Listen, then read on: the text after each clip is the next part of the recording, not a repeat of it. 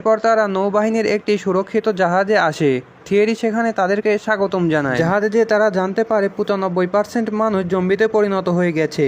বেশিরভাগ পানি অনিরাপদ হয়ে গেছে এবং মানুষ দ্রুত জম্বিতে পরিণত হচ্ছে। সেখানে একজন ডাক্তার ছিল যার নাম ডাক্তার অ্যান্ড্রু ফাজবাক। তিনি ছিলেন একজন ভাইরোলজিস্ট। এখানে জম্বি ভাইরাস নিয়ে গবেষণা করা হচ্ছিল। এরপর সেখানে প্রধান জেনারেল আসে।